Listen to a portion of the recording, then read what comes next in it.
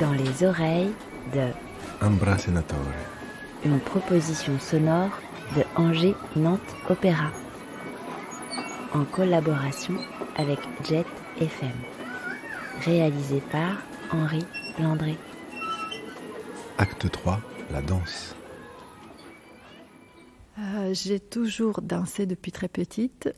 Et, parce qu'une femme qui habitait avec nous, on était beaucoup habités dans la même maison, et une femme allemande m'avait proposé, j'avais 5 ans, elle avait du temps, elle était venue en Italie par amour, donc elle ne travaillait pas.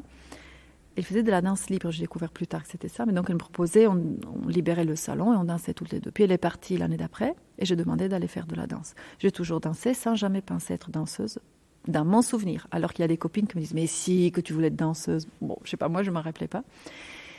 Mais une fois que la danse a un peu... J'ai jamais voulu la quitter parce que c'était comme une jambe, un bras, quelque chose qui m'appartenait, quelque chose de sûr, je l'ai. Personne ne peut m'enlever la danse, je l'ai. C'était rassurant, c'était solide, voilà, un terrain. Et après, en grandissant... Je ne vais pas tout raconter, c'est ennuyeux, mais du coup, c'est devenu que j'ai fait des études d'histoire du théâtre pour faire de l'histoire du cinéma. Mais finalement, le professeur de cinéma était moins intéressant que celui de théâtre d'avant-garde et d'histoire de la danse. Donc, je me suis un peu plus mise là-dedans. Je suis venue à l'Erasmus à Paris et j'ai découvert toute la danse qu'il y avait au Théâtre de la Ville, à la Bastille. Alors là, wow, la formation que j'ai eue en regardant, mais très tard, j'avais 21 ans. Et du coup, la danse est arrivée presque comme si c'est elle qui m'avait choisie. C'était quelque chose qui m'appartenait, mais puis elle m'a... J'ai saisi des possibilités qui m'étaient données par la danse. Mais dès que j'ai commencé à danser, parce qu'à Paris, quand j'étais Erasmus, c'était trop cher de faire des cours de danse. Donc j'utilisais l'argent pour voir des spectacles, je préférais. Et j'allais au CND à l'époque, au centre-ville, pour passer des auditions parce que c'était des cours gratuits. Très bête, hein. Les auditions, c'est un cours gratuit. Mais j'étais prise dans une compagnie de hip-hop. Tu parles, j'étais niais, nulle, un désastre, mais ça faisait rire et je tenais dedans. C'était top de tourner dans un camion en France et en Allemagne. C'était que des garçons, que des homos, donc je découvrais plein de choses, des nouveautés très belles pour moi, de découvrir d'autres mondes, d'autres possibles, et qui utilisaient des fois des substances que j'avais jamais vues, jamais essayé non plus, et j'ai toujours pas essayé parce que, je sais pas... Mes parents médecins m'ont toujours fait comprendre que c'était plutôt sage de pas trop utiliser, mais je sais pas. Et donc, une fois que j'ai commencé à voir que la danse me parlait, qu'il y avait un grand bonheur, qu'aussi les personnes que je croisais étaient des personnes très motivées, très passionnées, que c'était pas l'argent qui les motivait, c'était pas, tu vois, c'était... Et aussi cet esprit nomade que j'ai toujours eu. Ça pouvait rentrer bien dedans. Mais vite, j'ai compris que je voulais être chorégraphe. Dès que j'ai commencé à devenir danseuse, j'ai dit non mais moi je veux être chorégraphe. Mais j'ai attendu d'avoir de la confiance en moi pour la demander aux autres. Et du coup le parcours que j'ai fait en tant que danseuse, parce que j'ai pas fait une vraie école, une école toute la vie, mais la petite école de quartier comme ça. Tout mon parcours chez les chorégraphes, c'était pour apprendre des choses qui m'ont servi pour moi pour être chorégraphe. Ça, dès que j'ai commencé à danser professionnellement, je savais que je voulais diriger. Mais alors pourquoi ? Je sais pas. Avant, mon vrai rêve, jamais, j'ai rien fait pour le faire et ça restera un regret pour la vie, hein, c'est d'être actrice de cinéma. Ah ouais, ça c'est mon rêve. Depuis tout le temps, j'ai jamais rien fait pour le faire. Voilà. Et actrice de cinéma, et je crois que j'aurais voulu être cinéaste. Et donc le côté composition rentrait là-dedans, peut-être, je sais pas. Moi, ce que j'aime bien dans notre métier de chorégraphe, c'est que potentiellement, je peux tout changer chaque soir. Et les danseurs et danseuses le savent, et ils sont pour, hein, celles qui travaillent avec moi le savent. Moi, je peux changer à 2 minutes du plateau, bah tiens, ça, on change. Bah, bien sûr, pas toute la pièce, quoique, hein, au bout de 20 dates, je peux complètement changer le final d'une pièce, ça m'est arrivé. C'est vivant. Alors que le film, ça doit être super de diriger un film, je veux dire, ça doit être super, mais tu dois beaucoup te préparer aussi à la table. Enfin, tu cherches chacun sa manière, mais à un moment, il faut que je sois calée, et tu peux un peu changer pendant le tournage, mais quand même, c'est... Alors peut-être que j'ai bien fait de parler de ça. Mais l'actrice, dommage.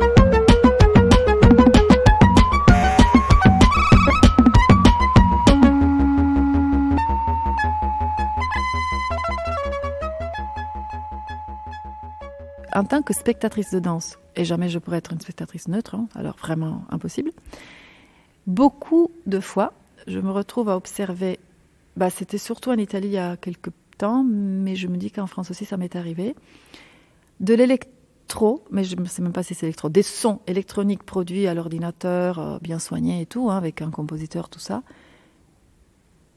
sur des danses, mais qui pour moi, que j'ai toujours moi, peut-être c'est ma lecture tout à fait décalée, pas juste, je me dis mais alors pourquoi pas un silence? C'est du remplissage inutile. Je suis peut-être réfractaire par préjugé, peut-être à ça. Mais ça se trouve, je rencontre un jour Joe ou quelqu'un d'autre qui me propose de l'électro. Parce qu'il y en a, je sais très bien, après même en étant ignorante, j'ai bien de copains qui en écoutent, je sais la finesse qu'il peut y avoir, l'intelligence aussi liée au pop, enfin voilà. Tout. Mais comme je ne fréquente pas, je ne connais pas, je ne peux pas avoir cet imaginaire. C'est comme ne pas avoir vu la mer et pouvoir pas l'imaginer. Tu vois, je pense que c'est un peu ça, je ne peux pas l'imaginer. Et l'électro la musique produite par des sources électroniques que je peux avoir perçues en danse, souvent, pour moi, c'est du remplissage tout à fait inutile. Ce qui peut être aussi de la musique classique. Mais très souvent, il y a eu toute une vague où les danseurs, et puis ce ping, ping, ping, non, vraiment, non. Je crois que moi, je pourrais très bien regarder et créer des pièces avec très peu de musique au sens de l'harmonie et de la mélodie. Mais que, en vieillissant, j'ai aussi accepté que, pour moi, créer un spectacle, c'est aussi inviter, c'est une invitation au spectateur que tu invites voir. Sinon, je le crée pour moi, par mon copain, et c'est pas mon esprit. Donc, on le crée en pensant qu'il y aura des personnes qu'on invite, et c'est comme quand tu invites à manger, quelqu'un t'invite que ça se passe bien. Alors, c'est pas forcément pour faire une chose facile et qui plaît à tout coup, parce que c'est aussi un risque. J'aime bien quand ça plaît, je suis plus contente, mais je ne pense pas faire une chose qui doit à force plaire. On essaye de faire une chose qui est la plus honnête possible avec le propos. Mais quand même, j'ai toujours en tête cette responsabilité d'avoir aussi invité. Venez nous voir. Donc, on vous offre quelque chose qui doit pouvoir vous arriver. Et donc, c'est vrai que je vois très bien que la musique peut aider dans ce passage de la scène à la salle. Et qu'au début, j'étais peut-être plus stricte et que, non, pour moi, c'est du silence, donc c'est du silence. Mais que le spectateur peut être aussi aidé par de la musique. Alors, je ne sais pas si aujourd'hui c'est pour ça que je laisse qu'il y en ait plus, ou si c'est parce que Joe me fait des propositions qui me plaisent tellement que ça me va. J'ai pas la réponse, mais pour moi, ça irait très bien, des pièces sans musique. Par contre, le son fait partie, parce qu'il est là, même le fait que tu marches, ça produit du son. Tu te percutes ton corps parce que ça arrive et que tu respires, il y a quand même du son. Donc je ne veux pas, jamais j'ai voulu exclure le côté sonore. Ça, jamais, ça me parle beaucoup, ça m'intéresse beaucoup, beaucoup. Mais le côté musical, je pense que toujours je pourrais m'en passer en fait. Mais que ça me va qu'il y ait.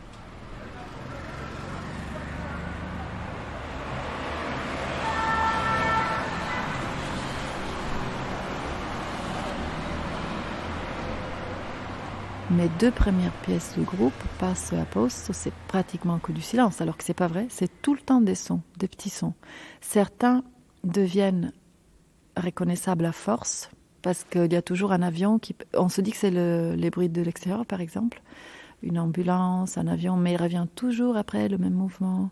Puis au moins, il y a un téléphone qui sonne dans la salle, et tu te rends compte que c'est fait exprès parce que la sonnerie de la personne qui répond en partant après rentre comme musique au plateau. Tout ce rapport au vrai et faux et attendu, inattendu, ce qui ferait partie d'une pièce ou pas, aussi dans la gestuelle et dans le son. Mais au niveau des musiques soi-disant comme ça, mélodie, harmonie, je crois que sur 1 heure, on doit avoir 6 minutes. Ça, c'est mes 2 premières. Et après, il y a eu Igor Chavolino sur celle d'après, et après Jonathan sur les 3 dernières.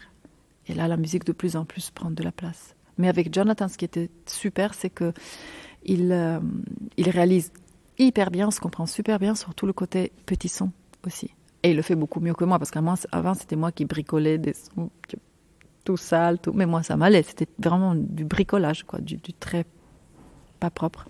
Alors que Joe fait ça très bien et on s'entend super bien sur ça. Et en plus, au niveau composition musicale, j'aime beaucoup ce qu'il propose et on est super raccord. Si je lui demande une chose, il s'y met et 2 jours plus tard, il a la bonne piste. C'est génial.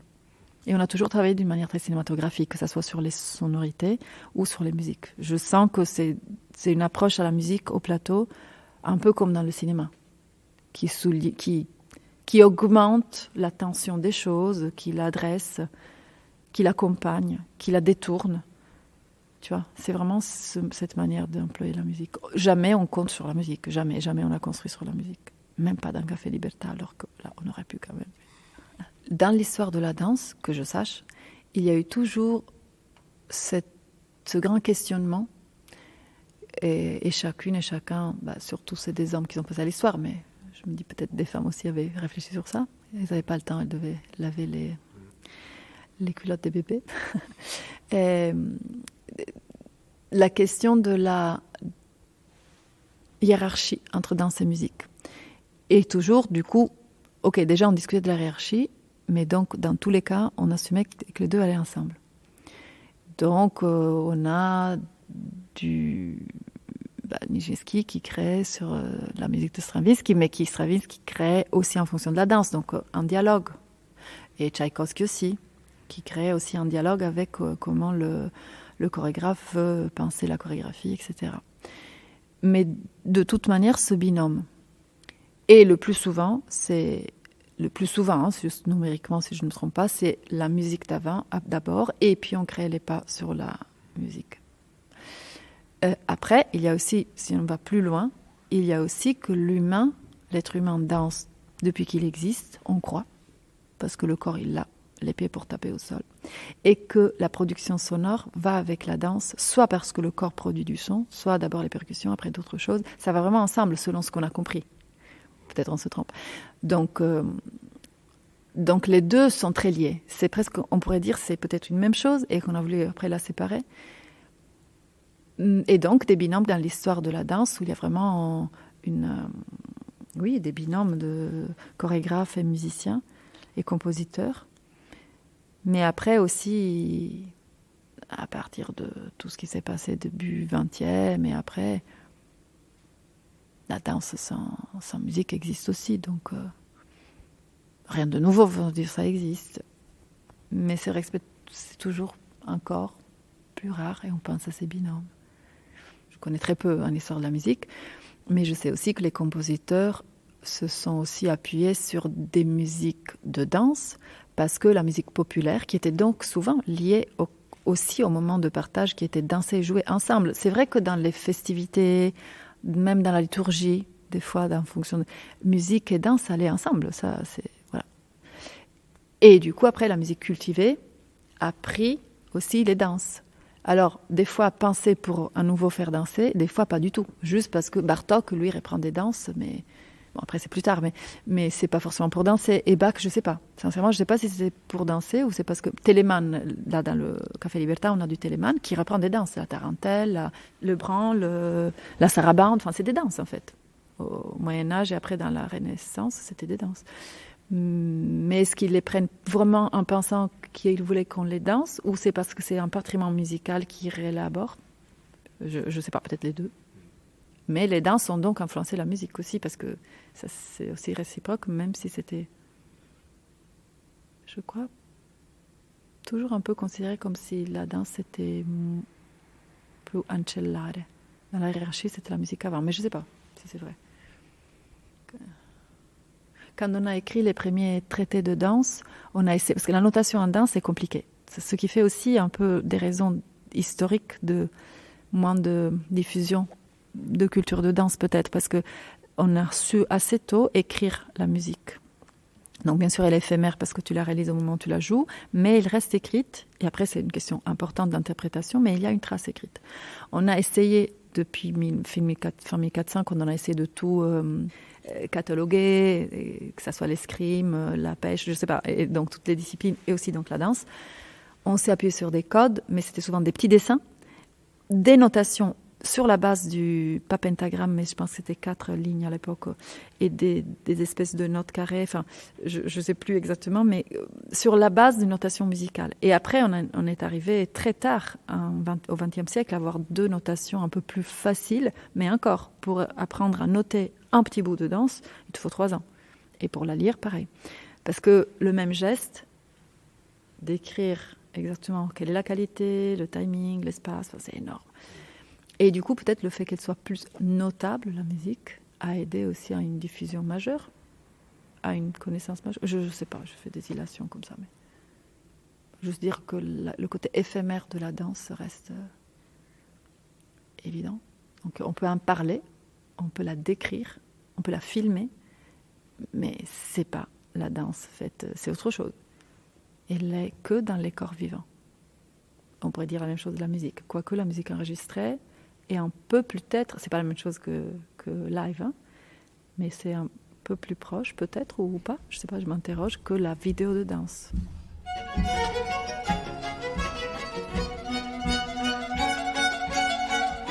Dans les oreilles de Ambra Senatore.